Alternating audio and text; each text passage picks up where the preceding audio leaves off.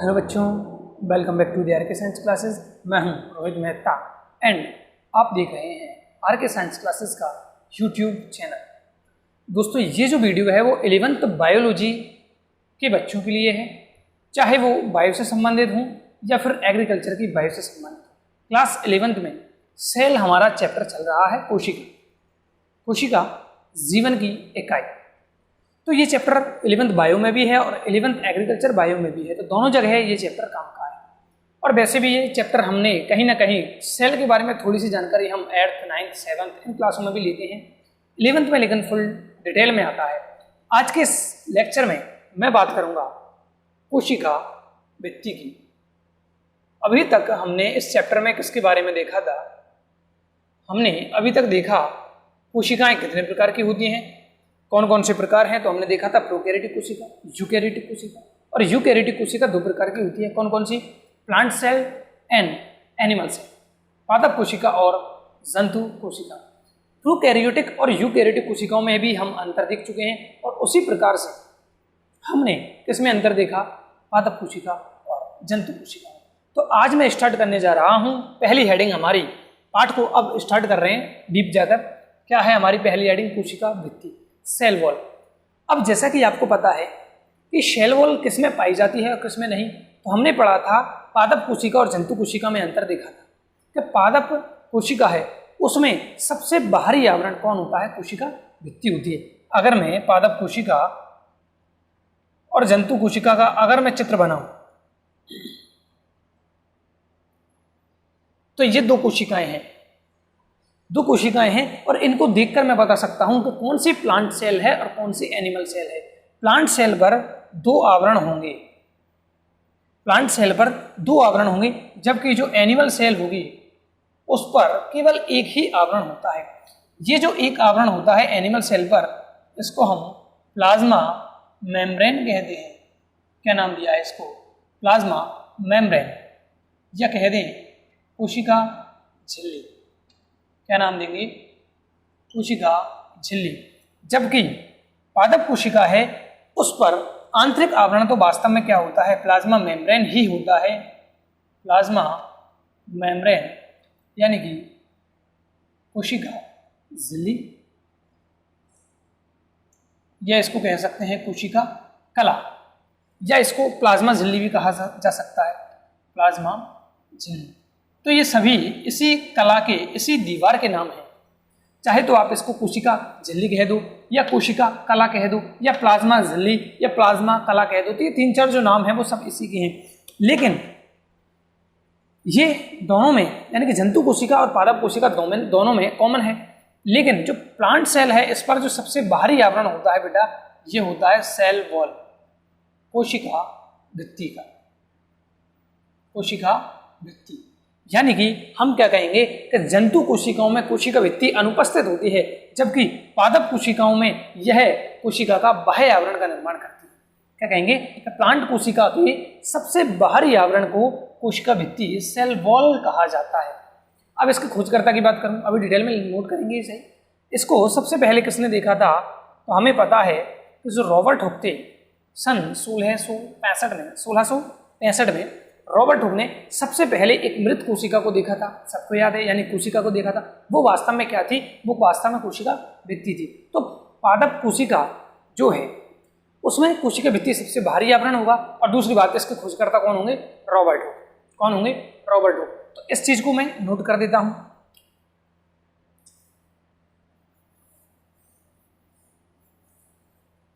क्या कहा मैंने कि पादप कोशिकाओं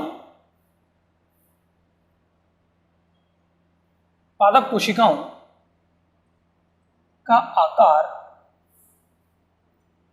सुनिश्चित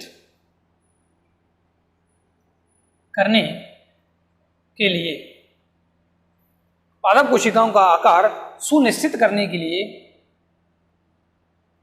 इन पर एक बाह्य आवरण पाया जाता है।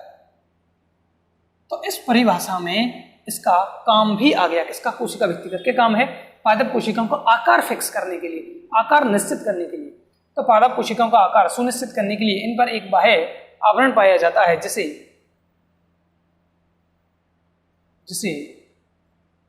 कोशिका भित्ति सेल वॉल, शॉर्ट में CW कहते हैं।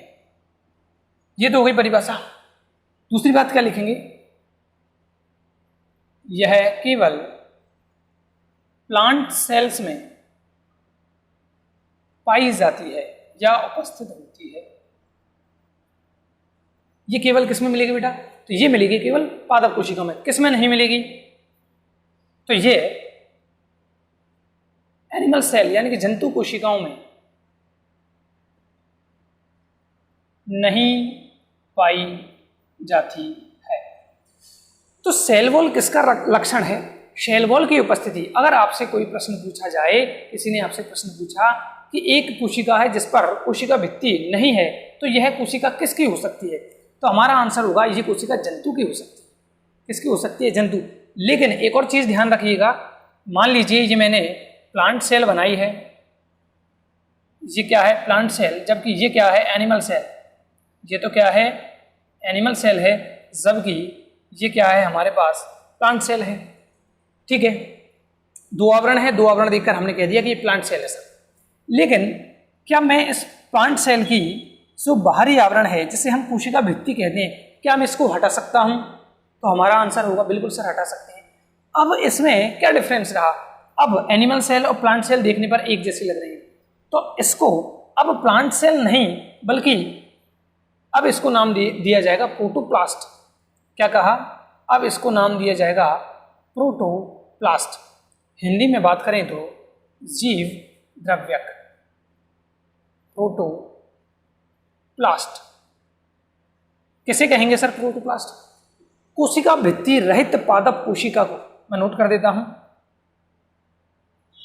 क्या हटाई सर प्लांट सेल की हमने, कोशिका भित्ति हटाई, तो कोशिका भित्ति रहित पादप कोशिका को क्या कहते हैं, तो आंसर होगा प्रोटोप्लास्ट कहते हैं। प्रोटोप्लास्ट किसे कहेंगे, प्रोटोप्लास्ट बोले तो जीव द्रव्यक। तो ऐसी पादप कोशिका जिसका बाह्य आवरण हटा दिया जाए, तो अब दोनों कोशिकाएं सेम लगेंगी, बट ये तो एनिमल सेल रहेगी क्योंकि इसका केंद्रक कहाँ होगा, यहाँ पर होगा, जबकि इसका केंद्रक यहाँ हो सकता है, मतलब कहीं भी यहाँ कोने में होगा, कोने में। यहाँ पर क्योंकि प्लांट सेल में क्या पाई जाती है, एक बड़ी रिक्तिका पाई जाती है। तो रिक्तिका और केंद्रक की स्थिति के निर्धारण से हम बता सकते हैं कि ये प्लांट सेल है या एनिमल सेल है। ठीक है, तो ऐसी पादप कोशिका जिसकी कोशिका भित्ति हटा दी गई हो, उसको क्या नाम देंगे हम, प्रोटोप्लास्ट।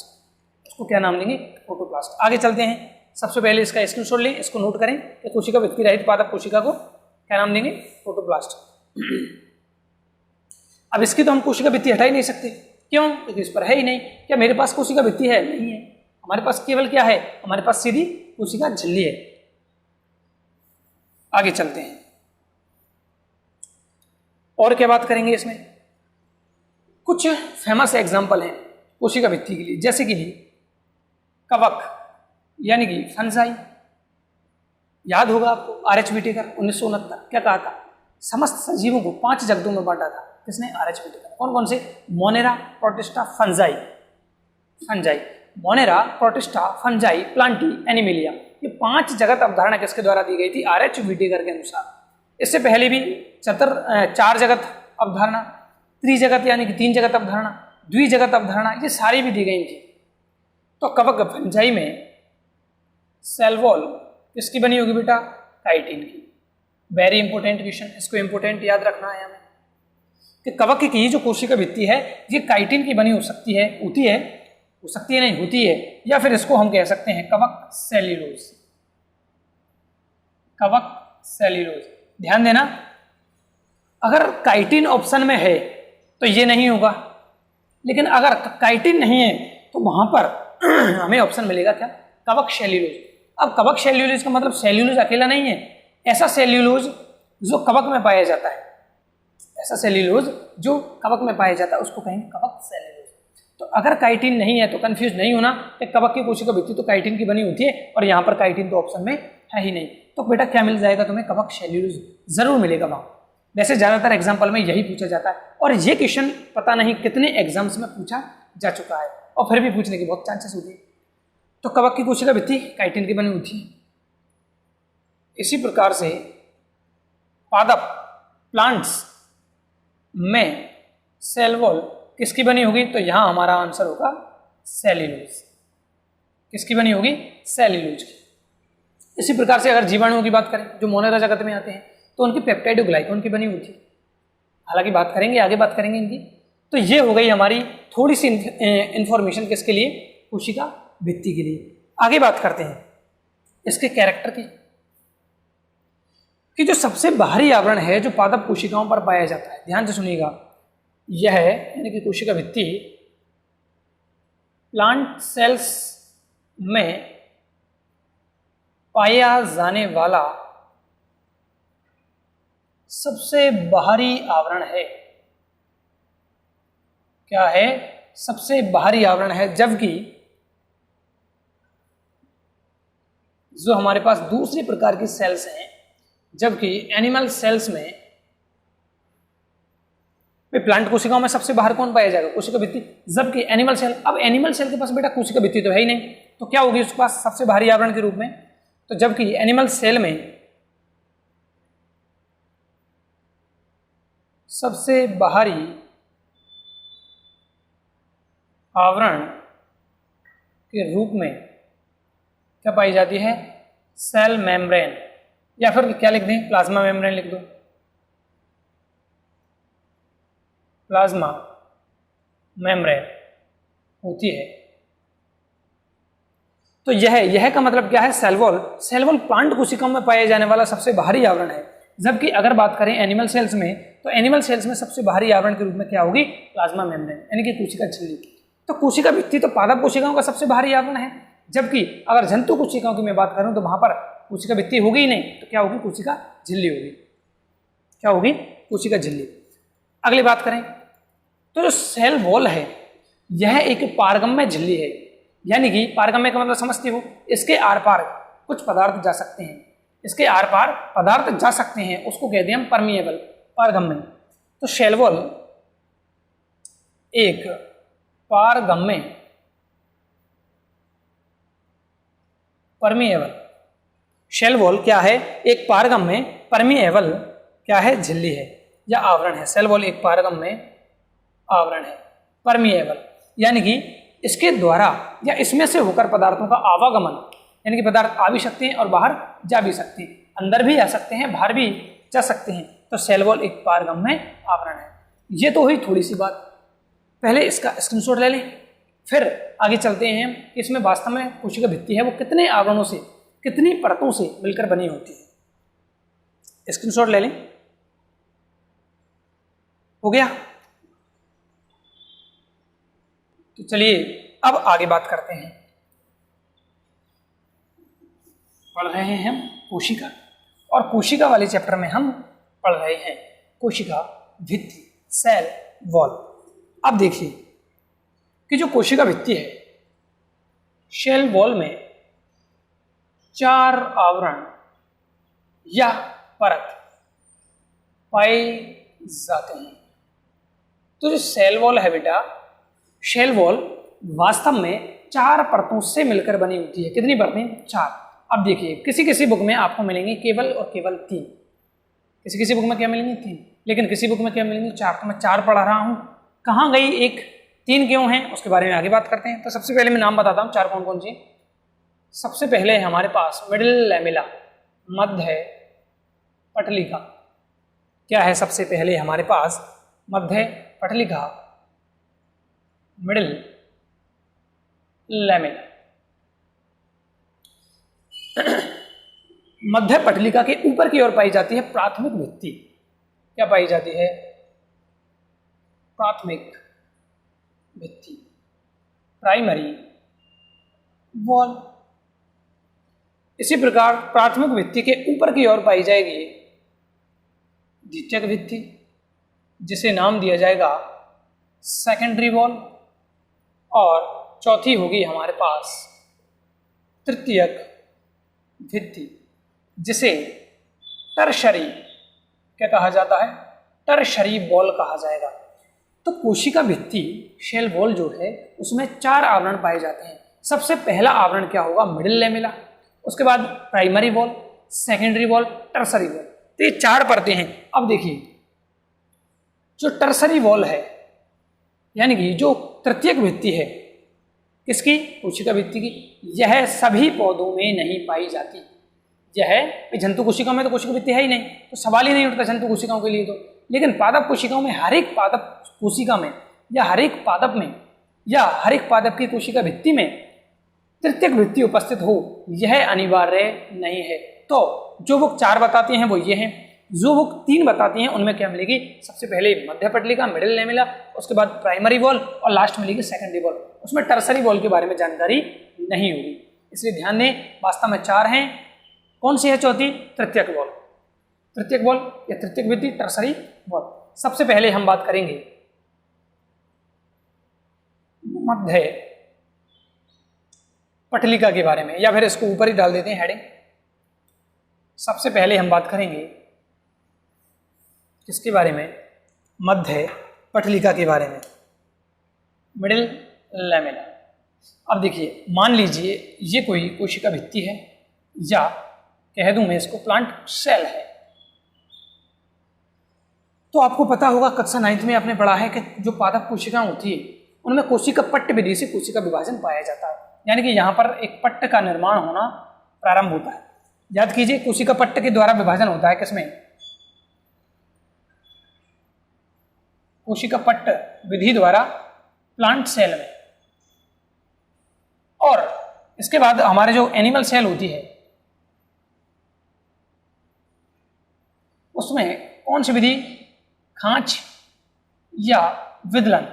खांच या विदलन विधि द्वारा कोशिका विभाजन या कोशिका द्रव्य विभाजन होता है। क्या कहा? कोशिका विभाजन या कोशिका द्रव्य विभाजन प्लांट सेल्स में कोशिका पट्ट विधि द्वारा, जबकि एनिमल सेल्स में खांच या विदलन विधि द्वारा होता है। इसको नोट कर लेना पेज के ऊपर, ठीक है। तो अब देखिए, जब एक कोशिका से 2 कोशिकाएं बनती हैं, अब 2 कोशिकाएं जो बनती हैं उनको क्या कहेंगे हम बेटा? संतति कोशिकाएं कहते हैं। इसको क्या कहेंगे जिससे 2 कोशिकाएं बनती हैं? इसको जनक कोशिकाएं कहा जाएगा। तो ये हमारे पास क्या है? जनक कोशिकाएं, और ये डिवाइड करके क्या बनाएगी? 2 कोशिकाएं बनाएगी। तो 2 कोशिकाएं जो बनेंगी उनको हम संतति कोशिकाएं कहते हैं। तो एक कोशिका से जब 2 कोशिकाएं बनती हैं या 2 संतति कोशिकाओं का निर्माण होता है तो उनके मध्य सबसे पहले बनने वाली जो भित्ति होगी वो प्राथमिक भित्ति होती है। क्या होती है? तो ये जो सबसे पहले ये जो भित्ति बन रही है ये वास्तव में क्या होगी? प्राथमिक भित्ति होगी। यानी कि इससे पहली और दूसरी दोनों संतति कोशिकाएं जुड़ी होंगी, यानी कि यह दोनों संतति कोशिकाओं के बीच में उभयनिष्ठ भित्ति का काम करेगी। किसका काम करेगी? उभयनिष्ठ भित्ति का। बात आ रही है समझ? फिर क्या होगा? अब आगे देखें हम। तो प्राथमिक भित्ति वास्तव में बनी किससे होती है? तो ये जो प्राथमिक भित्ति है यह कैल्शियम पैक्टेट व मैग्नीशियम पैक्टेट, यह किसकी बनी होती है? तो यह कैल्शियम पैक्टेट और मैग्नीशियम पैक्टेट की बनी होती है। सर ये कहाँ से बनी?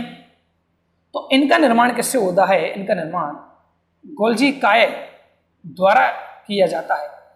इनका निर्माण गोल्जी काय द्वारा किया जाता है। यानी गोल्जी काय कुछ ऐसे पदार्थों का स्त्रवण करता है, गोल्जी काय कुछ ऐसे पदार्थों का स्त्रवण करता है जो क्या होंगे उसमें कैल्शियम पैक्टेट और मैग्नीशियम पैक्टेट होते हैं। तो कैल्शियम पैक्टेट और मैग्नीशियम पैक्टेट क्या करते हैं? प्राथमिक भित्ति का निर्माण करते हैं। साथ में इसमें फ्रैग्मोसोम्स का निर्माण होता है। क्या होती है सर?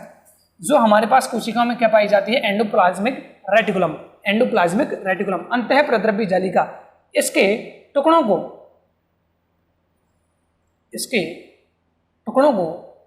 फ्रैग्मोसोम्स कहा जाता है। क्या कहा जाता है? किसके टुकड़ों को? ER एंडोप्लाज्मिक रेटिकुलम के टुकड़ों को फ्रैग्मोसोम्स कहा जाता है। तो जो कैल्शियम पैक्टेट और मैग्नीशियम पैक्टेट हैं ये फ्रैग्मोसोम्स जो हैं, जो फ्रैग्मोसोम्स हैं इनको जोड़ने का काम करते हैं। तो जैसे कि ये मान लीजिए, अब इसको मैं जूम करूं तो ये कुछ इस प्रकार से होगी और इसमें इसके टुकड़े ER के टुकड़े ऐसे जमा हो जाएंगे और बीच में क्या आ जाएगा? इसमें ऐसे कैल्शियम और मैग्नीशियम पैक्टेट इसको जमाने का काम करेगा, मतलब सीमेंट का काम करेगा।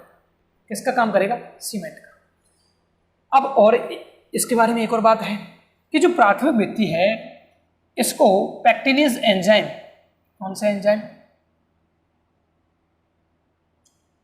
इसको पैक्टिनेज एंजाइम आसानी से गला सकता है। तो पैक्टिनेज एंजाइम जो है वो इसको आसानी से गला सकता है, यानी कि गलित कर सकता है। तो अब पैक्टिनेज एंजाइम बनता किसमें, तो जैसे ही फल परिपक्वन को प्राप्त करते हैं, जैसे ही फल पकते हैं तो फलों में क्या बनता है बेटा, पैक्टिनेज एंजाइम। मतलब फलों के पकते समय यह भित्ति गल जाएगी, जिससे फल मुलायम हो जाएंगे। और ये क्या हो जाएगी, फलों में गल जाएगी, किसके कारण, पैक्टिनेज एंजाइम के कारण। और जैसे ही पैक्टिनेज एंजाइम के कारण प्राथमिक भित्ति गलती है, फल क्या हो जाएंगे, मुलायम। जैसे कि आम और आम की कैरी, कैरी का अगर बाहर जो आवरण है हरा ग्रीन कलर का, वो थोड़ा सा कठोर होता है, जबकि जो पका हुआ आम है उसका आवरण थोड़ा सा लूज होता है, ढीला होता है। क्यों, क्योंकि उसकी जो प्राथमिक भित्ति है वो पैक्टिनेज एंजाइम के कारण गल चुकी है, तो इसलिए अब फल कैसा हो जाएगा, थोड़ा सा मुलायम हो जाएगा। और लास्ट बात इसके बारे में करूं मैं, तो यह एक अक्रिस्टलीय परत है। यह कैसी परत है, तो यह एक अक्रिस्टलीय परत है। तो ये सारी बात हो गई किसके बारे में, मध्य पटलिका के बारे में। किसके बारे में, मध्य पटलिका। सॉरी, ये प्राथमिक भित्ति नहीं आएगी, क्या आएगी, मध्य पटलिका। क्या आएगी बेटा यहाँ पे, मध्य पटलिका। ध्यान देना, अभी लिखा तो खैर कुछ है ही नहीं, समझ आया है बस। तो इतना आपको समझ में आ गया होगा। अब इसको क्या करना है, हमें इसको नोट करना है। तो सबसे पहले तो हमने हेडिंग लगाई है, क्या, मध्य पटलिका, मिडिल लैमेला, मिडिल लैमेला। क्या लिखना है, स्टार्ट करते हैं कि दो, या ऐसे लिख देंगे, कोशिका विभाजन द्वारा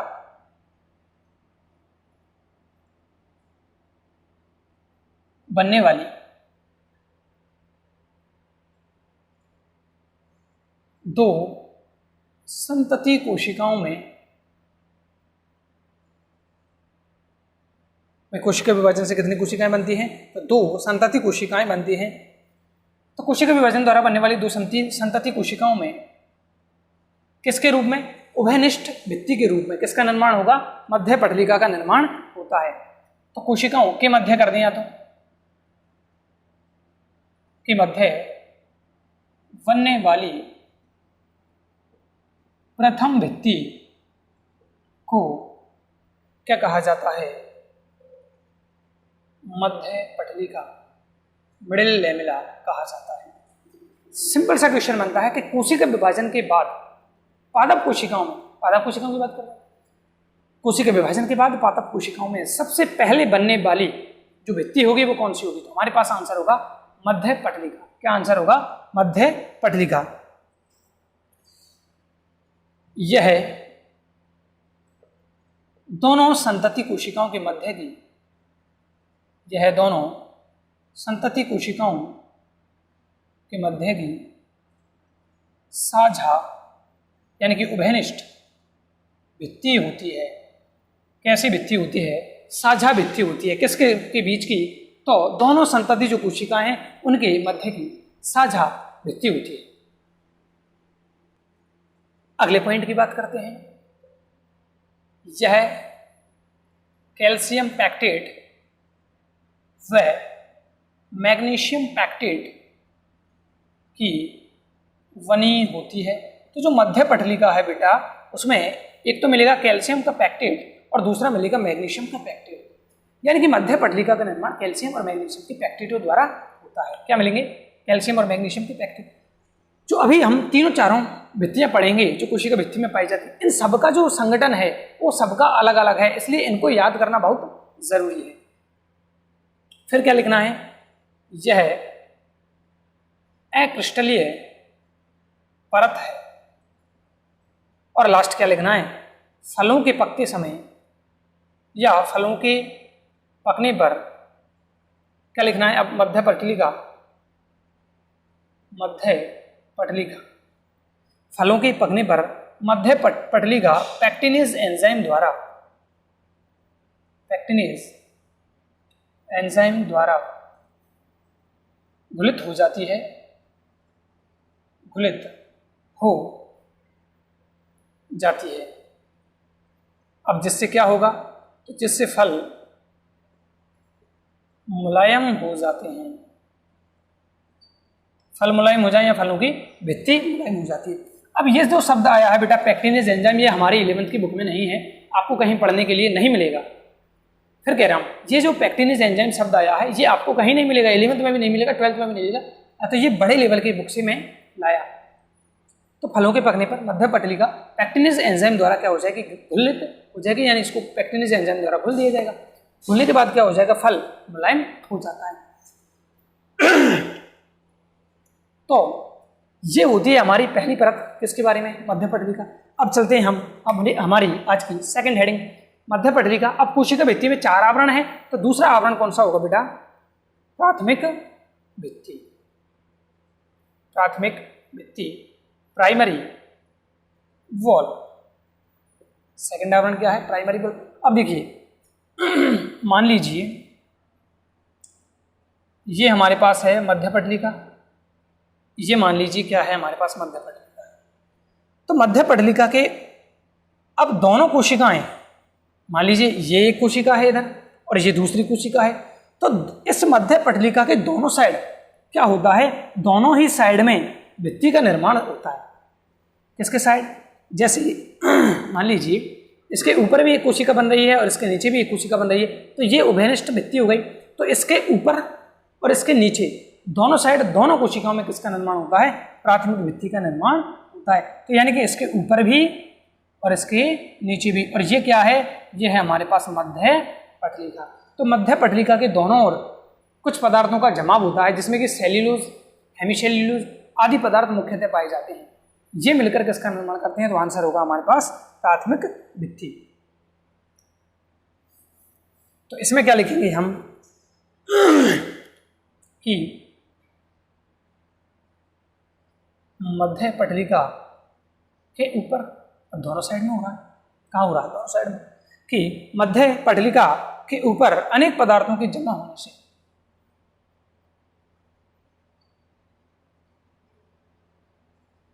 अनेक पदार्थों के जमा होने से बनी पतली लचीली, कैसी है, पतली लचीली एवं कोमल। पतली है तो लचीली होगी, कोमल होगी। तो मध्य पटलिका के ऊपर यानी कि दोनों साइड अनेक पदार्थों के जमा होने से बनी पतली लचीली एवं कोमल भित्ति को क्या कहते हैं हम, प्राथमिक भित्ति कहते हैं। तो को के बाद में जगह छोड़ देता हूं, आपको लिखना है। क्या कहा कि ये हमारे पास मध्य पटलिका है, तो इसके ऊपर भी और इसके नीचे भी, मतलब दोनों साइड। तो यह कह दूं मैं, इसके ऊपर क्या जमता है, सीधा सीधा कुछ पदार्थ जमते हैं, जिसके कारण यह पतली लचीली और कोमल भित्ति का निर्माण होता है, जिसे हम क्या कहते हैं, प्राथमिक भित्ति कहते हैं। इसी प्रकार इसके जैसे इसमें हमने बात की कि यह किसकी बनी होती है, ये इंपोर्टेंट पॉइंट है इसमें, मध्य पटलिका कैल्शियम पैक्टेट मैग्नीशियम पैक्टेट की बनी होती है। उसी प्रकार से जो प्राथमिक भित्ति है यह cellulose, hemicellulose, cellulose, hemicellulose एवं पैक्टिन की बनी होती है। पैक्टिन की, तो मुख्यतः तो 2 पदार्थ होंगे बेटा, सेल्यूलोज एंड हेमी सेल्यूलोज। मुख्यतः कितने पदार्थ होंगे इसमें प्राथमिक भित्ति में, तो आंसर होगा 2, सेल्यूलोज एंड हेमी सेल्यूलोज। और तीसरा पदार्थ इसके बाद कम मात्रा में पाया जाता है, वो है पैक्टिन। तो स्क्रीनशॉट लें इसका जल्दी से। फिर हम चलते हैं हमारी तीसरी हेडिंग की तरफ।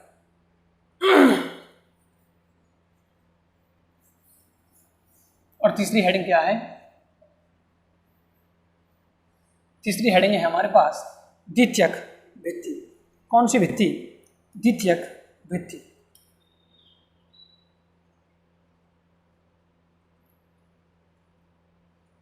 सेकेंडरी वॉल, ग्रीन कलर है, दिखाई दे रहा है, हाँ। तो प्राथमिक भित्ति, अब देखिए द्वितीयक भित्ति, सॉरी प्राथमिक भित्ति नहीं। अब प्राथमिक भित्ति क्या होता है, जब कोशिका अपनी वृद्धि कर रही होती है, अपने पूरे आकार को प्राप्त कर रही होती है, तो प्राथमिक भित्ति इस टाइम क्या करती है, पूरी तरह से खिंच जाती है, यानी कि जितनी उसकी एबिलिटी है उतनी वो खिंच जाती है। खींचने के बाद जब प्राथमिक भित्ति अब पता लगेगा कि प्राथमिक भित्ति नहीं खींचने वाली, तो अब क्या होता है, उस पर और पदार्थों का निक्षेपण शुरू हो जाता है, जिससे इसका निर्माण होगा द्वितीयक भित्ति का। तो क्या लिखेंगे, तो प्राथमिक, या फिर ऐसे लिखेंगे पहले कि कोशिका वृद्धि के बाद, कोशिका वृद्धि के दौरान या के समय प्राथमिक भित्ति के, कोशिका वृद्धि के समय प्राथमिक भित्ति के अधिक से अधिक या अधिकतम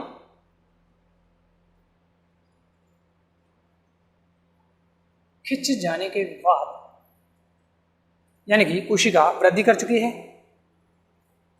ना, कोशिका पूरी तरह से वृद्धि कर चुकी है, जितना उसका आकार बड़ा हो सकता था हो चुका है। कब, जब उसमें प्राथमिक भित्ति बनी थी।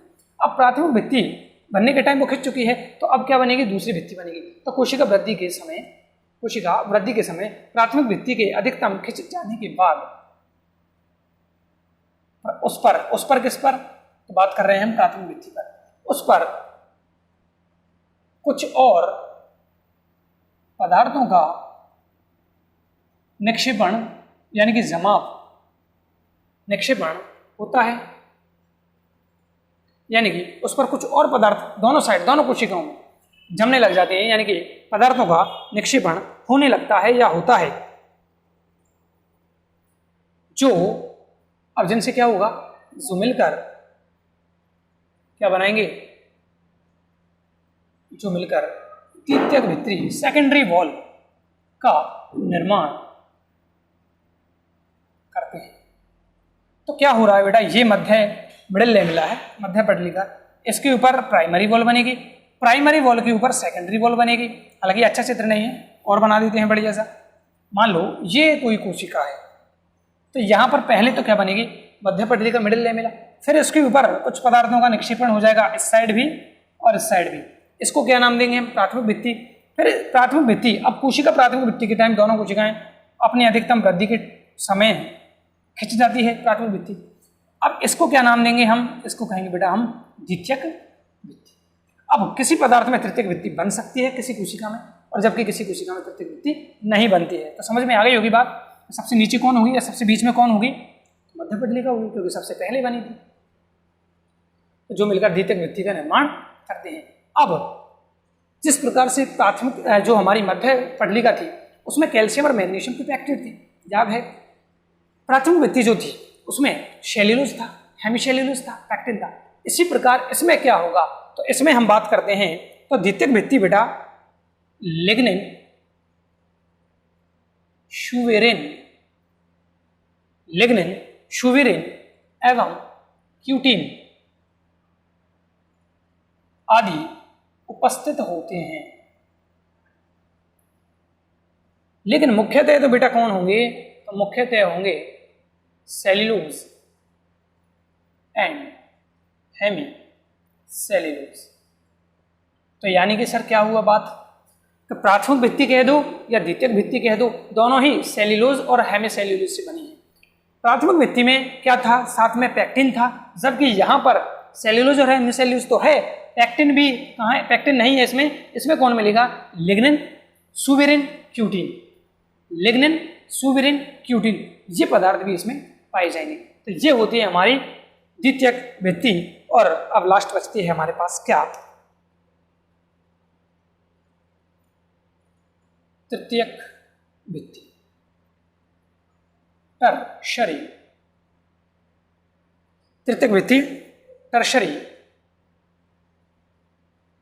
वॉल, तृतीयक भित्ति यानी कि तीसरी भित्ति। अब जैसा कि मैंने कहा कि ये किसी किसी पौधे में पाई जा सकती है, जैसे कि ज्यादातर जिम्नोस्पर्मों में, तो यह जिम्नोस्पर्मों भाई हर एक कोशिका में, हर एक प्लांट सेल में नहीं पाई जाती, हर एक पौधे में नहीं पाई जाती। यह है जिम्नोस्पर्मों की वाहिनिकाओं में पाई जाती है, जो किसकी बनी होती है बेटा, तो ये बनी होती है जाइलोन की। किसकी, जाइलोन। जो जाइलोन से निर्मित होती है। तो ये हो जाती है हमारी तृतीयक भित्ति। ये क्या है? हमारी तृतीयक भित्ति। लेकिन क्या कहा? ये हर एक कोशिका भित्ति, जो हर एक कोशिका भित्ति का पार्ट नहीं बनाएगी, हर एक पौधे में नहीं पाई जाएगी, और जंतु कोशिकाओं में तो बिल्कुल बात ही नहीं होगी। ये होती है हमारी कोशिका भित्ति की संरचना। इसके बाद की वीडियो में हम इसकी अल्ट्रा स्ट्रक्चर की बात करेंगे। मतलब और भी अल्ट्रा स्ट्रक्चर क्या है सर? इलेक्ट्रॉन, ये तो बाहर से देखा, अब इलेक्ट्रॉन माइक्रोस्कोप से देखेंगे। कोशिका भित्ति को इलेक्ट्रॉन माइक्रोस्कोप से जब देखा जाएगा तो उसकी संरचना और जूम हो जाएगी और भी बड़ी हो जाएगी। तो उस बड़ी संरचना को हम देखेंगे अगली वीडियो में। साथ में 2-4 शब्द हैं जैसे प्लाज्मोडेस्माटा है, जीव द्रव्य तंतु, इनके बारे में भी बात करेंगे अगली वीडियो में। तब तक के लिए जय हिंद, जय भारत।